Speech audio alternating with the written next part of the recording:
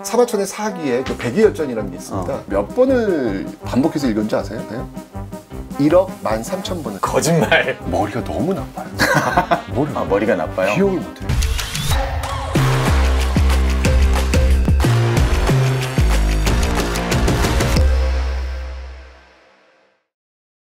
네, 안녕하십니까. 세바시의 구범준 PD입니다. 저한테 박수 칠 건 아니고요. 모든 사람들의 역사 선생님, 큰별쌤, 최태성 선생님 나오셨습니다. 만나 반갑습니다. 너무 행복해요. 너무 행복해요. 최태성 선생님을 모신 이유는 네. 정말 좋은 책을 오늘 쓰셔서 이 책을 보고 모셔야겠다. 제가 책 처음을 보니까 선생님이 이렇게 쓰셨더라고요. 네. 어떻게 행복하게 살 수 있을까가 많은 사람의 질문이고, 또 선생님이 행복하기 위해 역사를 배운다. 역사를 공부한다. 네. 이렇게 쓰셨어요. 네. 그게 무슨 뜻인가요? 일종의 경험에서 나오는 그 결론이 아니었을까라는 생각이 드는데, 옛날에 저는 좀 행복하게 살지 못했던 것 같아요. 옛날이라면 뭐 옛날에 중고등학교, 대학교 시절, 네, 그때를 떠올려 본다면 그다지 행복하게 살지 않았던 그런 시기가 아니었는가라는 생각이 들어요. 근데 왜 그랬을까? 지금 이제 돌아보는 거예요. 왜 그랬을까라는 생각이 들어보니까 제가 끊임없이 비교하고 있더라고요. 아니 사실 며칠 전만 해도 어디 프로에 나갔는데 이제 딱 카메라가 이제 끝나고 뒷자리에서 이런 얘기를 하는데 어느 분 출연자분이 비트코인 얘기를 하시는 거예요. 야, 너무 돈을 많이 벌었더라고요. 그분이? 네. 너무 돈을 많이 번 거야. 아니 진짜 이래도 되나 할 정도로 어마어마하게 그냥 평생 먹고 살 걸 이미 다 벌어 놓으셨더라고요. 근데 그런 얘기 딱 듣는 순간 나는 뭐지? 뭐 누구나 네. 그 상황에서는 그러니까요. 그럴 수 있죠. 네. 뭐 그리고 뭐 또 이렇게 신문 같은 데 보면은 또 나와요. 이렇게 유명 강사들 요즘 이렇게 얼마 버냐고 묻는 게 거의 이제 너무 천연덕스럽게 물어보더라고요. 그렇죠, 뭐. 저는 여전히 그게 참 이게 낯선데 어쩌면 이제 그런 거 물어봤을 때 뭐 몇백억 막 이런 얘기 연봉을. 그러니까 결론은 뭐냐면 그런 어떤 비교 속에서 저는 불행해지는 거죠. 행복함을 못 느끼는 거죠. 그냥 여기 치이고 저기 치이고 그러면서 그냥 나는 어떻게 살아야 되지 갈피를 못 잡고 안절부절하는 어떤 그런 모습들. 근데 그런 모습들이 저만 있는 것이 아니라 이 시대에 이 자본주의에 살고 있는 모든 사람들은 공통적으로 내몰리게 그렇죠. 되는 그런 환경이 아닐까라는 생각이 드는 것이죠. 어떻게 하면 그런 비교질 속에서 흔들리지 않고 내 색깔을 갖고 살아갈 수 있는 방법이 무엇일까? 그거는 제가 경험상 보면은 사람을 통해서 배우는 것, 그게 유일한 방법인 것 같더라고요. 늘 이야기하지만 역사라고 하는 게 많은 분들이 이렇게 뭔가를 이렇게 암기하고 외워가지고 시험 문제를 푸는 과목, 이렇게들 많이 생각을 하시는데 역사는 사람을 만나는 인문학이라고 저는 늘 이야기합니다. 놀라운 게 역사에는요 이미 어마어마한 데이터베이스가 쌓여 있어요. 우리 삶의 데이터베이스가. 네. 사실 우리는 내일 어떤 일이 벌어질지 모르잖아요. 우리는 미래의 불확실성 때문에 늘 항상 초조해하면서 살고 있는데 실제로는요 그 미래의 불확실성을 걷어낼 수 있는 그런 해설서, 이런 해설서가 이미 옛사람들의 그 어마어마한 데이터베이스를 통해 가지고 구축되어 있거든요. 저는 이것이 바로 역사라는 생각이 드는 것이죠. 그래서 그 사람들의 그 삶을 계속 들여다보면서 이 사람이 이럴 때 상처를 받았구나. 이 상처를 받았는데 이 사람은 어떻게 해서 그 상처를 극복했구나. 이런 것들을 배워나가는 것이죠. 그 배워나가는 과정들이 하나씩 쌓이다 보면 조금 단단해진다라고 하는 경험을 하게 되더라고요. 물론 지금도 며칠 전에 비트코인 얘기 들으면서 또 흔들리고 그 신문에 몇백억 강사 얘기 들으면서 또 흔들리고 그러긴 하지만 그렇지만 흔들릴 때마다 그때 그 사람들의 이야기를 다시 꺼내들면서 다시 제가 정상화되는 나의 길을 뚜벅뚜벅 갈 수 있는 그런 힘, 바로 그런 힘이 나를 행복하게 계속 갈 수 있도록 잡아주는 게 아닌가. 저는 그래서 역사를 공부하는 게 저는 궁극적으로 행복해지기 위해서다라고 지금 얘기를 했던 것이죠. 자기계발서가 이제 행복에 대해서도 많이 얘기하고 성장에 대해서도 많이 얘기하는데 네. 우린 역사를 그렇게 연결하진 않잖아요, 보통.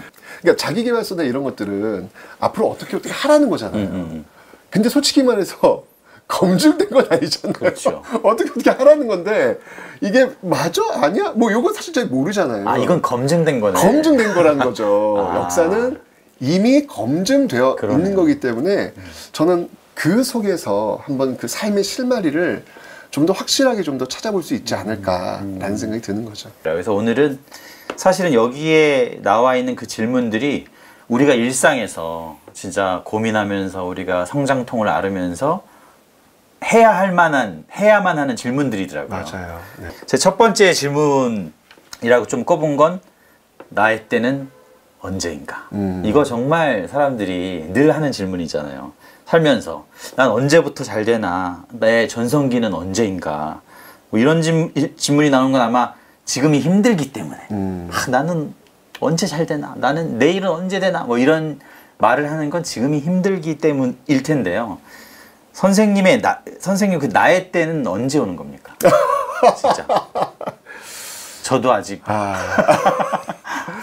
제 개인적 경험으로 본다면 저는 지금이 저의 때다. 지금이? 네, 인생에서 저의 때, 나는 나의 때가 지금이다 라고 저는 생각이 들어요.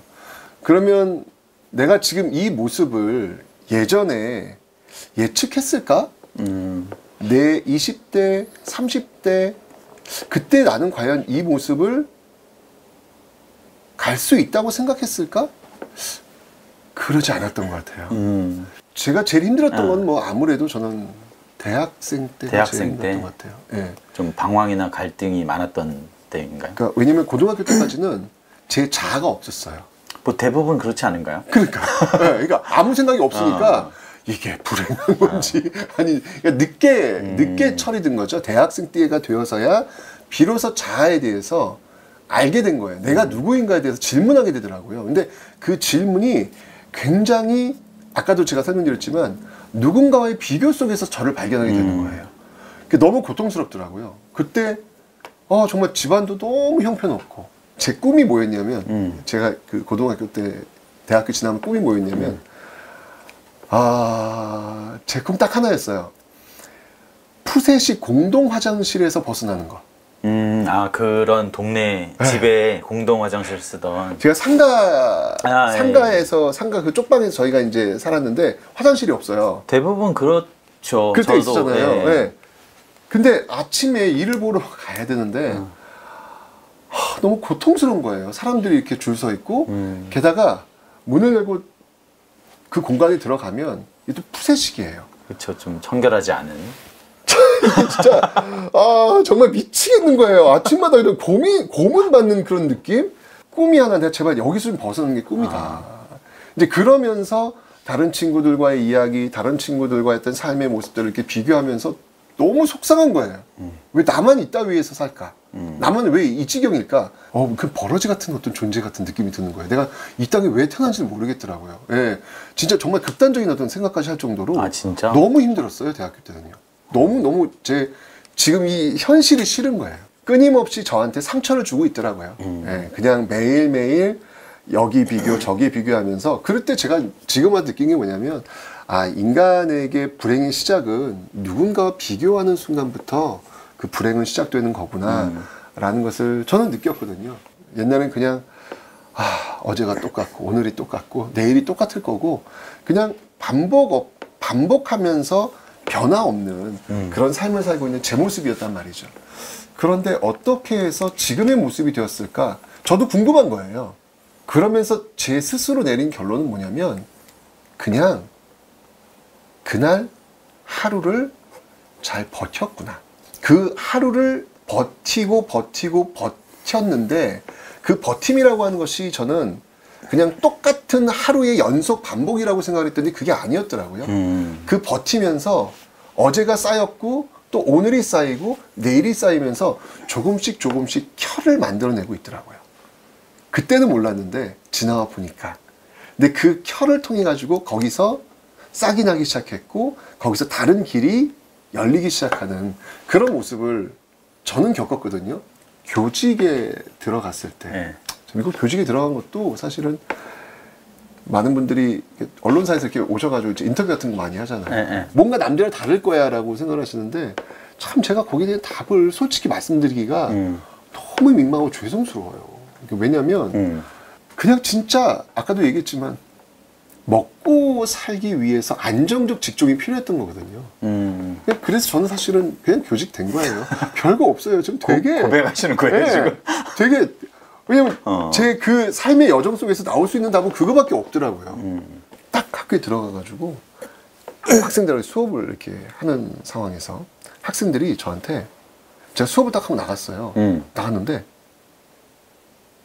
학생들이 이렇게 선생님 딱 나가는 순간 지들끼리 이렇게 얘기를 해요. 쉽게 하면 교사 평가하는 거죠. 그 뒷담화처럼. 첫 시간. 근데 그때 누군가가 우와 대박. 왜 저렇게 잘 가르쳐? 이런 얘기를 하는 거예요. 딱 그 뒤통수에 그 얘기를 딱 듣고 그게 나오는데 딱 들어왔구나. 내가? 처음으로 내가? 이러면서. 내가 이런 이야기를 듣는 능력이 있단 말이야? 라는 걸 처음 알게 된 거예요. 그제서야 비로소 이제까지 그 27년 동안 힘들게 방황하면서 살아왔던 저에게 처음으로 야, 너 버틸 수 있겠다. 너 앞으로 남은 삶을 그냥 걸어갈 수 있겠다라는 그 용기를 준 순간이거든요. 성실히 살았던 것 같아요. 열심히 살았던 것 같아요. 그게 쌓이고 쌓이면서 어느 순간 갑자기 왜 양질 전환의 법칙이라는 게 있잖아요. 그 양이 어느 정도 갖춰지게 되면 어느 순간 갑자기 질적으로 변화하는 순간이 온다는 것.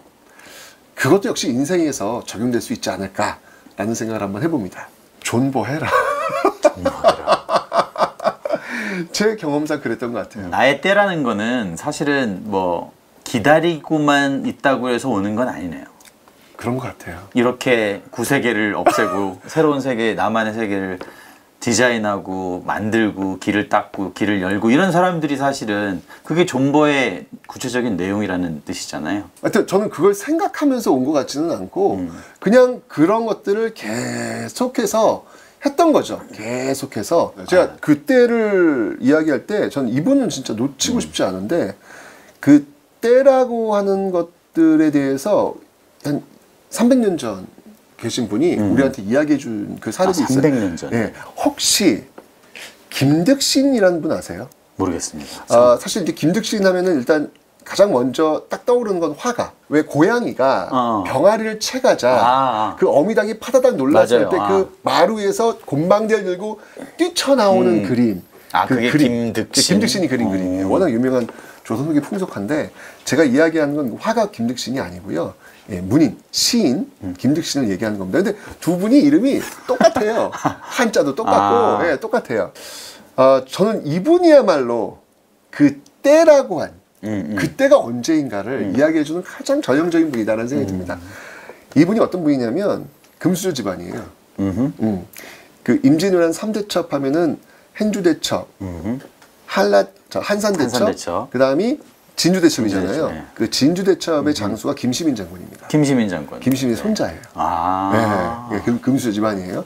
조선시대 금수저 집안에 태어나면 좋기는 좋은데 겪어야 될 관문이 하나 있어요. 그게 뭐냐면 과거 시험에 합격을 해야 돼요.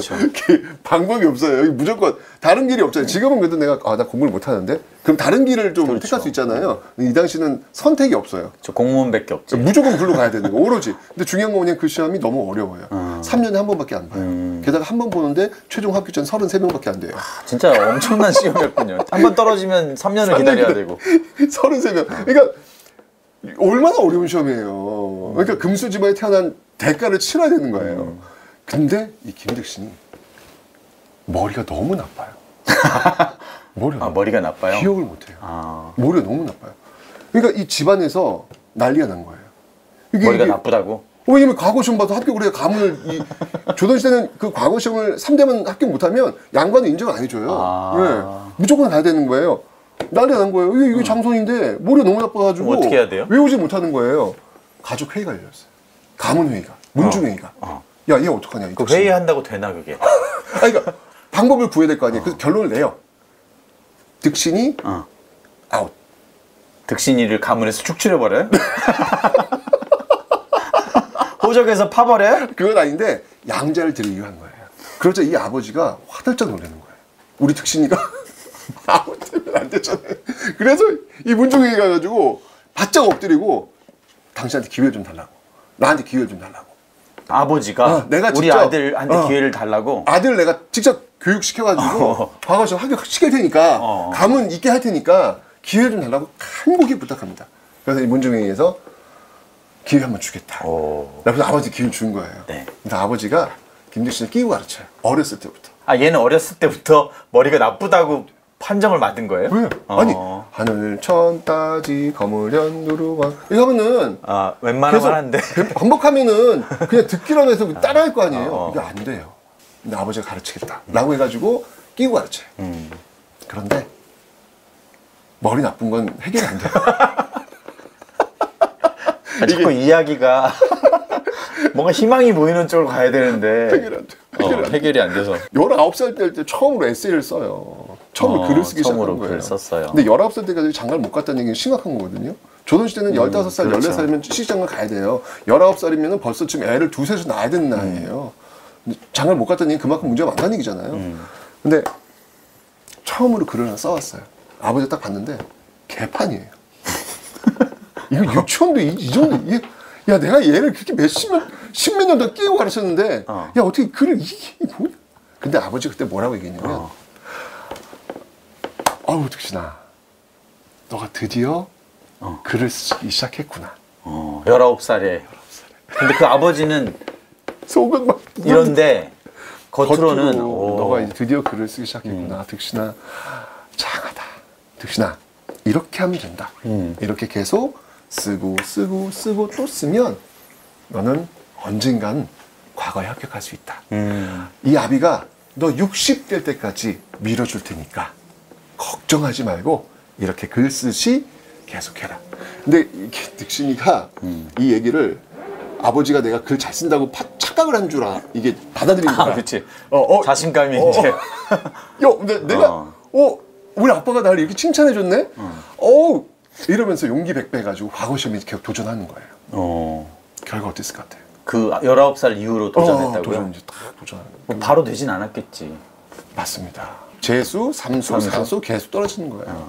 조선시대는 시험이 두 개가 있어요. 소과와 대과를 봐야 돼요. 소과 합격하면은 대학교에 들어가는 거, 성균관에 들어가는 거고요. 그 다음에 여기 이제 합격하면 성균관에서 열심히 공부해가지고 대과까지 공시예요. 그러니까 소과는 수능, 대과는 공시 이렇게 보시면 돼요. 네. 근데 일단 소과를 통과해야 될 거 아니에요. 소과 시험 계속 본 거예요. 그러다가 드디어 합격합니다. 몇 살에? 39살. 20년이 흘러서. 20년이 흘러서. 소과 합격했어요. 이제 다음은 대과 봐야 될 거 아니에요. 네. 열심히 통과합니다. 계속 떨어져요. 드디어 합격했어요. 설마? 59살. 20년 뒤에. 근데 효도했잖아요. 아버지가 60대까지 합격하는데 59세 딱 1년 남겨놓고. 정말 그 사람은 자기 때를 만든 거네요. 그러니까요. 그러니까 이분이 진짜 머리 나쁜 사람인데, 근데 이분이 사실은 책을 세종대왕도 이분 앞에서 명함을 못 내밀어요. 책을 너무 많이 읽으신 분이에요. 예를 들면 그 사바천의 사기에 그 백이열전이라는 게 있습니다. 백이열전, 그 열전편에 나오는 건데 그 백이열전을 몇 번을 반복해서 읽은지 아세요? 머리가 나빠서. 야, 들으시면 깜짝 놀랄 거예요. 1억 13,000번을. 진짜로요? 네. 거짓말. 그죠? 1억을 읽었다고요? 1억 13,000번. 근데 일단 제가 교정해 드릴게요. 지금 내년도 우리 대한민국 그 국가 예산 얼마인지 아세요? 국가 예산이요? 네, 670조. 네, 조 느낌이 오시죠? 네네. 네? 조 위에 단위 뭔지 아세요? 경이죠. 느낌 오세요? 아니요. 경은 안 오잖아요. 조도 사실 안 와요. 그죠? 이 당시에 조선 사람들한테 그러니까 10만이라는 개념이 굉장히 큰 개념이에요. 그렇죠. 뭐 10만 양병설 해갖고 네, 막 10만은 어마어마한 거예요. 그러니까 10만하고 억은 똑같은 개념이에요. 의미가 없어요. 10만과 억의 개념. 그래서 1억이라고 하는 건 뭐냐면 10만 번 의미하는 거예요. 그러니까 정확히 얘기한다면 백이열전은 11만 3천 번 읽으신 분이에요. 아니 그래도 그렇지 10만도 그렇죠. 이건 그렇죠. 야. 요기에 대해서 요렇게 지금 요런 식으로 의심하신 분들이 계세요. 그게 다산정약용 선생. 아 뭐 아니 김죽신이라는 사람이 백이열전을 11만 3천 번 읽었다고? 나 팩트 체크 들어간다. 왜냐면 실학자잖아요. 이런 거 다 팩트 체크 들어가시거든요. 실증주의니까. 실제로 해봐요. 예, 정혜영 선생님이 다 해봐요. 그리고 나온 결론 뻥이다. 다산 선생님 계산해봤더니 이건 평생 가도 이건 나올 수 없는 숫자다. 근데 이제 다산 선생이 이걸 폄하하기 위해서 한 건 아니고요. 김득신 선생이 책을 많이 읽은 다산 선생도 알고 있거든요. 알고 있고. 근데 이 모습들이 워낙 많이 읽었기 때문에 시간이 흘러가면서 사람들에 의해서 이렇게 좀 이렇게 부풀려진 것 같다. 이게 여기 얘기한 건데 중요한 건 뭐냐면 이렇게 책을 읽음에도 불구하고 기억을 못 한다는 거예요. 이런 일이 있었어요. 어느 날 노비를 끌고 말을 타고 가고 있었는데 갑자기 이게 어느 집에서 소리가 들리는 글 읽는 소리가 들리는 거예요. 글 읽는 소리 뭐였냐면 옛 성현들은 책을 많이 썼는데 뭐 이렇게 도로로리 읽는 거예요. 말 위에서 이 김득신이 옛 성현들은 책을 많이 썼는데 이거 어디서 이런 책인데? 이게 뭐지? 계속 여기서 끙끙끙 되는 거예요. 기억 안 날 때 굉장히 고통스럽잖아요. 네. 그래서 그 말복뼈 잡고 있는 노비가 저 주인님 저 죄송한데요 이거 주인님이 하도 막 읽어가지고 저도 외웠는데요 이거 백이열전 첫 번째 문장이에요. 아까 12만 3천 번 이건 첫 번째 문장이 예성인들은 책을 많이 써 이거거든요. 그걸 기억하지 못해. 이런 일도 있었어요. 엄청나게 근사한 시를 쓴 거라. 그 시를 구해온 거예요. 그 옛날에 이제 좋은 시가 있으면 이렇게 사람들 다 불러 모아가지고 시 감상하거든요. 그쵸. 예, 친구들 불러. 야, 기가 막힌 시. 내가 하나 얻어왔다. 이거 좀 보자. 친구들 앞에 쫙 펼친 거예요. 이 시 한번 봐라. 친구들이 경악을 금치 못합니다. 그 시는 김죽신이 써가지고 나눠준 시였어요. 지가 쓴 시도 몰라요. 그러니까 이 정도로 정말 머리가 안 좋은 그런 분이었어요. 그런데 이분이 시를 잘 써요. 아까 제가 힌트 드렸잖아요. 자신이 쓴 시인지는 기억이 안 나지만 어쨌든 쓰고 나면 당시 그 왕이 효종이었거든요. 효종이 김득신의 시를 보더니 야, 이 시에는 풍경이 들어가 있구나. 이런 시가 있구나. 극찬을 합니다. 근데 중요한 건 뭐냐면 여기 지금 작가분들 많이 오셨겠지만 일필휘지 쫙 써서 해주는 그런 분들 계시잖아요. 김득신은 그런 분이 아니에요. 왜냐면 기억이 안 나요. 한 글자 쓴 다음에는 그 다음 기억이 안 나가지고 고통스럽게 정말 이 밑에 그 옛날 사람들 수염 있잖아요. 이걸 계속 돌돌돌돌 너무 고통스럽게 한 글자 쓰시는 분이거든요. 어쨌든 그렇게 해서 만들어지는 그 글을 딱 나오면 기가 막힌 거죠. 이분이 묘비명을 직접 쓰셨어요. 자기가 죽을. 네. 바로 당신의 때에 대해서, 나의 때에 대해서 이분이 묘비명을 쓰셨어요. 뭐라고 썼냐면 스스로 자신이 노둔한 사람이라고 규정을 지어요. 노둔이라는 자는 뭐 우리 요즘 쓰진 않는데 이 노둔이라고 하는 자는 오로지 김득신만을 위한 글자가 아닐까라는 생각이 들어요. 정말 아무리 노력을 하지만 정말 둔하고 또 둔한 그걸 알아요. 자기도. 그렇게 완전 나쁜 걸 아니까. 그러면서 그 묘비명에 이렇게 씁니다. 스스로 한계 짓지 마라. 무언가 부족하다 생각한다면 한 가지의 정성을 쏟으라. 그리하면 나처럼 이름 하나 남길 수 있을 것이다. 라는 그 묘비명을 씁니다. 근데 김득신이 그런 거예요. 야, 그래, 나보다 머리 좀 좋아가지고 책도 잘 쓰고 못 쓰고 막 이렇게 쓴 사람이 있겠지만 우리 지금 누구 얘기하고 있죠 지금? 김득신 얘기하고 있잖아요. 이걸 안 거예요. 한 가지의 정성을 쏟은 사람.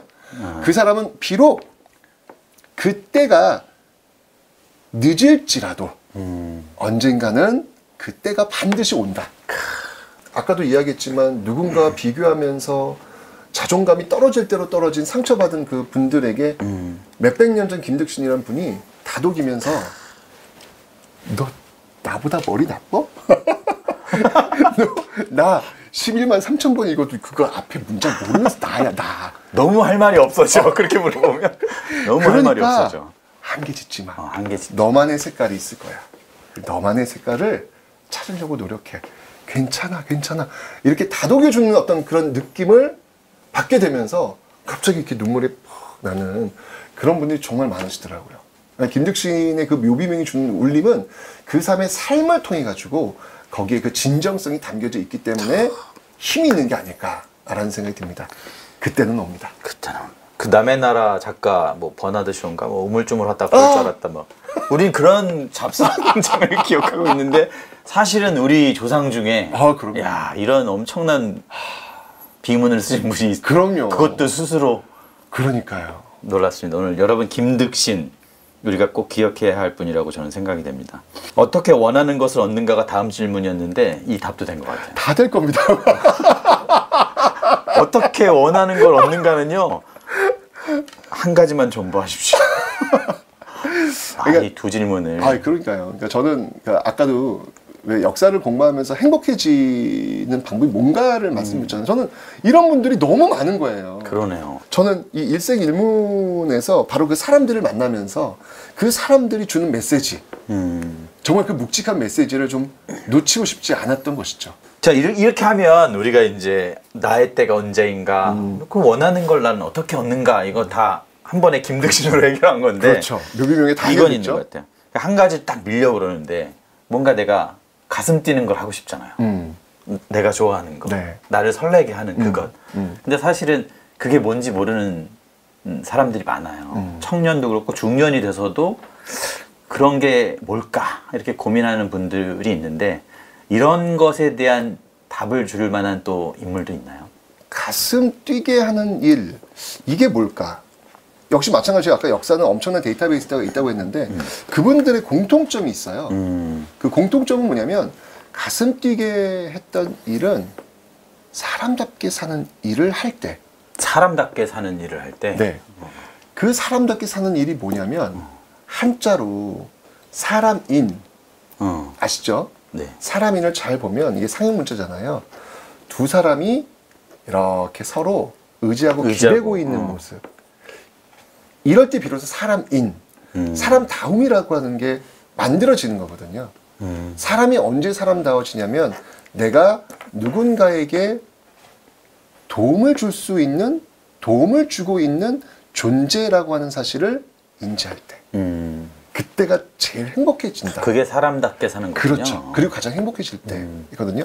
근데 그 역사 속에 살아왔던 그 많은 분들의 공통점이 다 그거예요. 사람답게 사는 일에 대해서 꿈꾸었던 그런 분들이라는 얘기죠. 돈을 엄청 많이 벌면 글쎄 이건 지극히 주관적일 수 있어요. 그리고 경험해보지 않았는데 그걸 어떻게 알아요? 라고 이야기하면 사실 거기에 대한 답은 또 드릴 수는 없습니다. 왜냐면 경험을 안 해봤는데. 근데 제 개인적인 경험으로 그래요. 저 지금 돈? 네. 그 뭐 저기 저 신문에 나오는 그 강사들 그분들은 기업이고 저는 이게 무료 강의이기 때문에 이게 저는 자영업자입니다. 네, 죄송합니다. 그래서 하지만 그래도 제가 먹고 싶은 거 먹을 수 있고 제가 나 이거 옷 사고 싶은데 살 수 있고 그 정도가 된 거예요. 이번에 그 저 오징어 게임 보셨나요? 네네. 그걸 보면서 내가 늘 생각해왔던 것들을 그 일본 할아버지가 이야기를 하셨는데 오일남 할아버지. 네, 깜짝 놀랐어요. 뭐라고 그러셨나요? 제가 옛날에 처음 교직에 들어갔을 때 첫 월급을 받았을 때 그러니까 제가 그 이전까지 진짜 저거 푸세식 화장실 너무 힘든 그게 제 꿈이라고 했잖아요. 네.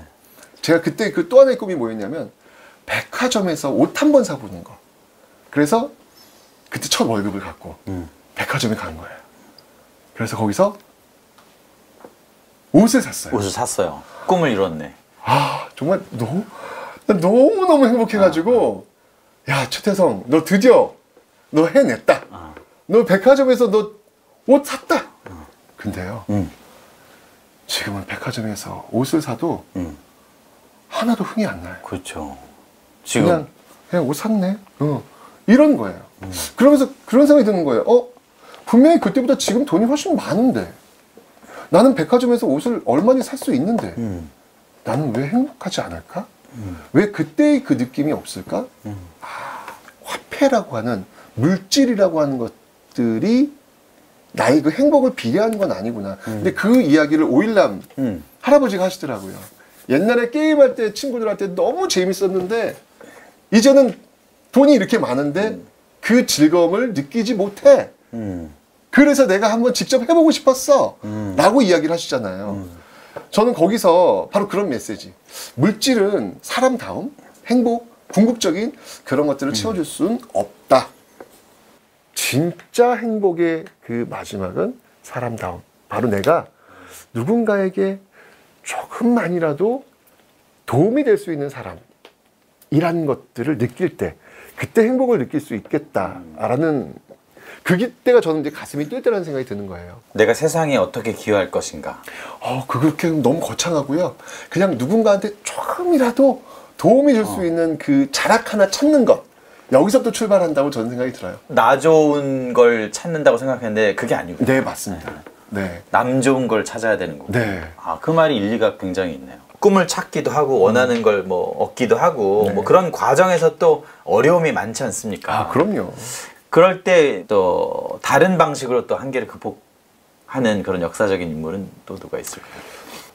일제 강점기 때 그 오광심이라는 분이 계세요. 네, 오광심이라는 분이 계신데 이분이 남편하고 이제 같이 독립운동을 하시는 분이에요. 독립운동을 하시는데 부부가. 네. 당시에 그 만주 지역에 그 일제가 만주 괴뢰국을 세우는 그렇죠. 그 과정이 있었어요. 30년대.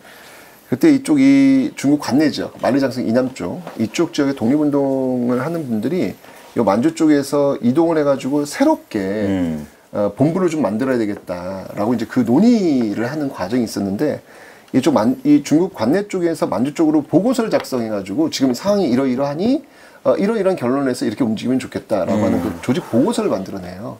중요한 건 이거를 전달을 해야 된단 말이에요. 이 기밀 문서인데. 이 지금 중국 관내 독립운동 조직들이 어떻게 이루어져 있는지를 쫙 있는 적은 문서. 거예요. 예, 이게 굉장히 중요한 기밀 문서예요. 만약 이게 지금 일본이 넘어가 버리면 여기가 그냥 일망타진돼 버리는 굉장히 중요한 문서거든요. 근데 이걸 어떻게 만주 쪽에 전달을 할 것인가 고민을 하게 돼요. 그때 여자를 쓰자. 여성을 쓰면 아무래도 좀 의심을 덜 하지 않겠는가라고 해서 이제 그때 이 오광심 이분이 선정이 되신 거예요. 예. 근데 딱 이분이 이걸 딱 받아봤는데 너무 중요한 거예요. 내가 과연 기차를 타고 그러니까 일본의 그 감시를 피해가지고 갈 수 있을까? 자신이 없는 거예요.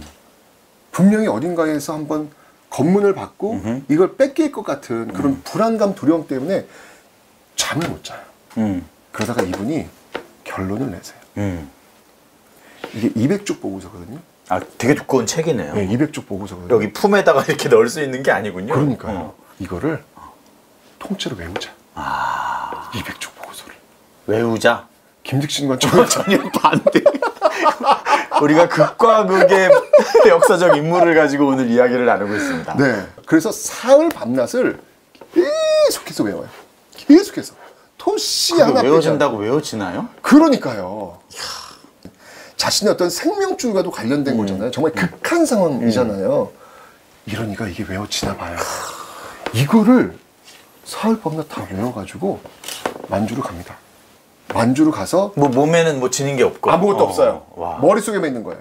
이걸 보고서를 그 당 앞에서 쫙 쏟아냈는데 100% 전달을 해요. 정말 이 독립운동가들이 너무나도 만족스럽게 그 보고서를 경청했다라고 하는 말이 있거든요. 이게 과연 가능한 일일까요? 그 외워서 다음날 말하는 것도 아니라 지금 거기까지 가야 되면 한 달은 걸릴 거 아니에요. 그러니까요. 이걸 해내는 이야. 그 정말 아까 오늘도 극과 극의 모습인데 한계를 짓지 말라는 우리 김득신 선생님의 말처럼 이 오광심 여사도 이분도 정말 인간 한계가 어디까지인지를 정말 제대로 보여준 그런 분이 아닌가라는 생각이 드네요. 이 두 분은 시차의 차이만 있을 뿐이지 그럼요. 다 자기의 한계를 돌파해낸 분들이에요. 본질적으로 같은 분들이에요. 궁극의 질문인데요. 네. 어떻게 하면 잘 살 것인가? 음. 잘 산다는 건 무엇인가? 잘 산다라고 하는 거는 뭐냐면 나를 좀 귀하게 여길 수 있는 그 힘. 이건 뭐냐면 아까도 말씀드렸지만 자기의 색깔을 가지고 쭉 나아갈 수 있는 거. 저는 이게 잘 산다고 하는 게 물질적인 걸로 해결되는 게 아니거든요. 그렇죠. 뭐 누군가 비교해가지고 내가 잘났네 이런다고 해결되는 게 아니거든요. 그냥 어떤 환경에서라도 어떤 조건에서라도 나의 색깔을 잃지 않고 당당하게 예, 갈 수 있는 그 모습 그런 어떤 힘 그런 힘은 그냥 나오는 건 아니고요.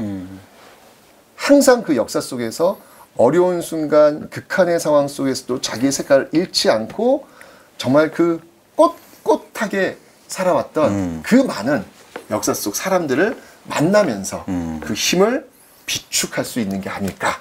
그것이 바로 잘 사는 방법이다 라고 말씀 좀 드리고 싶습니다.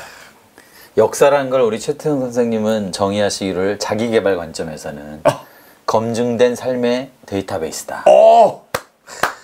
역사는 이 어마어마한 그러니까 그런 거예요. 저는 이렇게 보다가 좀 힘들어. 김득신 할아버지가 왜 이렇게 한계 지으려고 그래? 또 있는 거예요. 너 이거 못 외우겠어. 너 못하겠어. 야, 너 나도 했는데, 야, 너 이거 못하겠어. 그러니까 이걸 끊임없이 제가 에너지.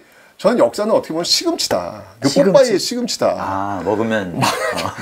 힘들 때마다 이 역사 시금치를 먹으면 그때마다 다시 한번 힘을 내서 나의 길을 정말 당당하게 뚜벅뚜벅뚜벅 나의 길을 뚜벅뚜벅 갈 수 있는 그런 힘을 주는 게 바로 이 역사가 아닐까.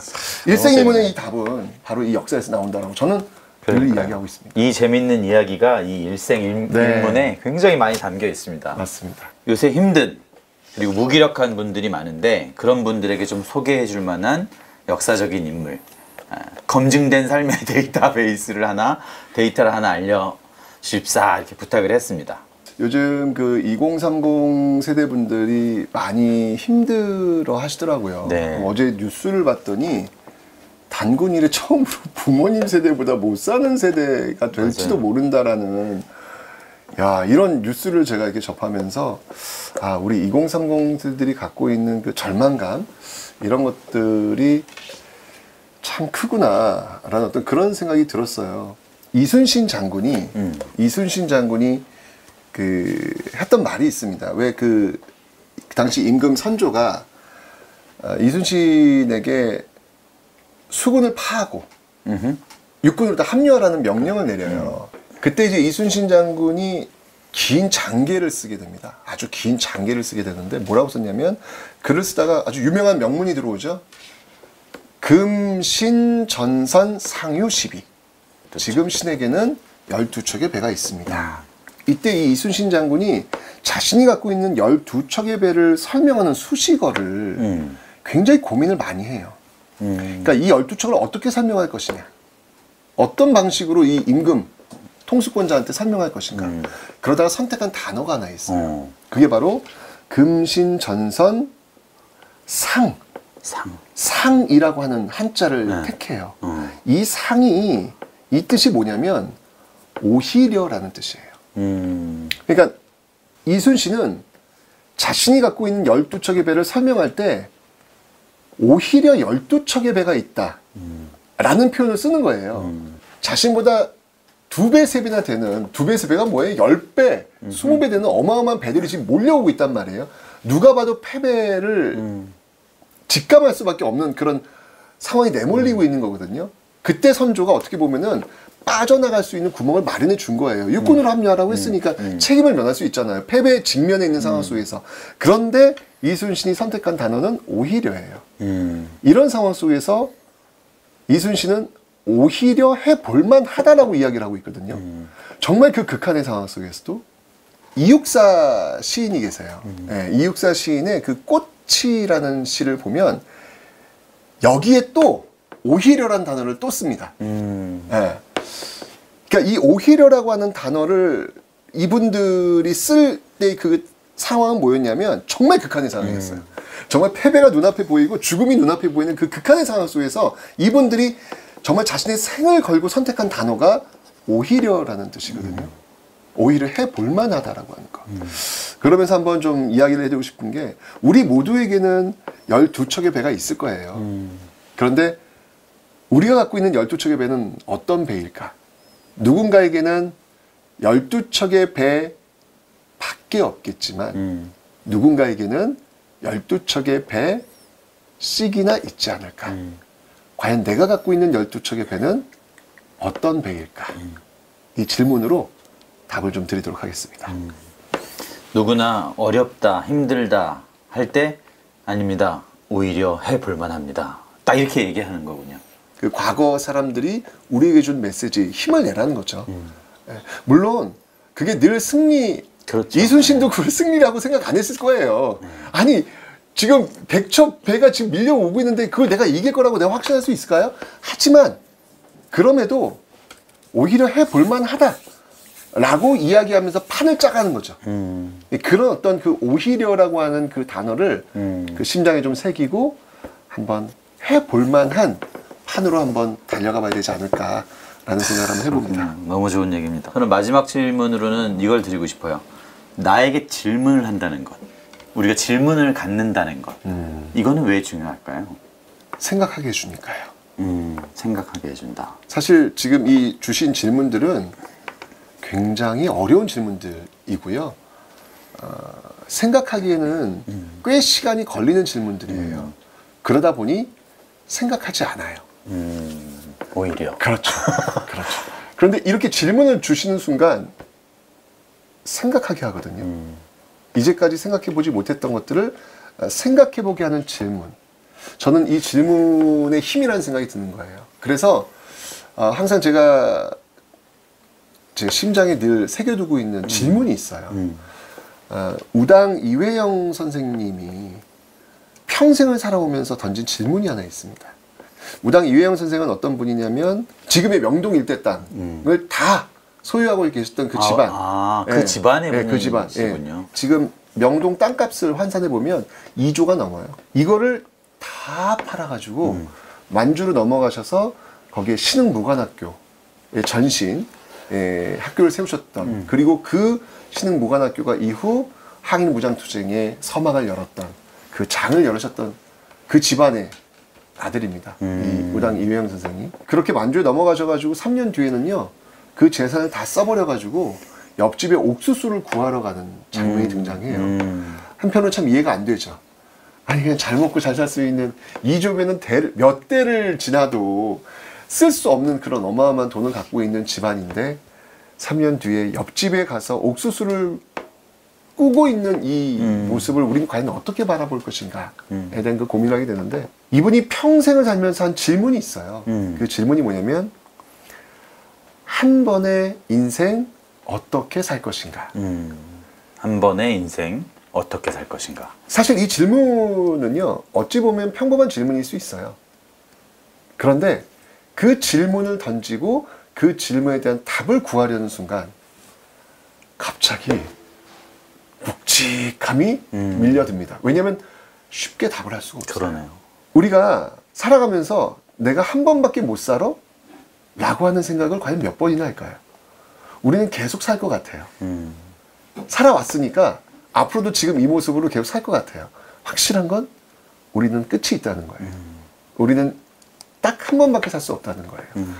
그 한 번의 인생을 어떻게 살 것인가 라고 스스로에게 묻는 순간 조금 더 용기를 낼 수 있지 않을까 라는 생각이 들어요. 그러면서 이 우당 이회영 선생은 이렇게 거기에 대한 답을 이야기하시지 않았나 라는 생각이 듭니다. 한 번의 인생 어떻게 살 것인가 일생으로 답했다. 나의 생으로 답했다. 삶으로. 그렇죠. 그분의 삶은 일관되어 있거든요. 그렇군요. 그렇기 때문에 그 질문에 그렇게 답할 수 있겠다라고 보는 것이죠. 정말 그 질문을 한 번의 인생 어떻게 살 것인가라는 질문을 그래도 가끔씩 하면서 우리의 끝으로 가고 있는 사람과 그 질문을 하지 않고 그냥 가는 사람의 그 끝은 정말 다를 것이다. 그게 바로 저는 질문의 힘이다 라고 답변 드리고 싶습니다. 우리 최태성 선생님은 항상 끝이 묵직하세요. 처음에는 되게 명랑하다가 정말 여러분들 이 마지막 우리 선생님 하신 말씀 잘 기억해 주시면 좋을 것 같고요. 오늘 뭐 일생일문이라는 굉장히 좋은 책을 가지고 세바실 찾아오셔서 또 좋은 말씀을 길게 나눠주신 최태성 선생님 감사하고요. 마지막으로 여러분은 한 번의 삶 어떻게 살 것입니까? 지금까지 세바시 고범준 PD였습니다. 감사합니다. 감사합니다.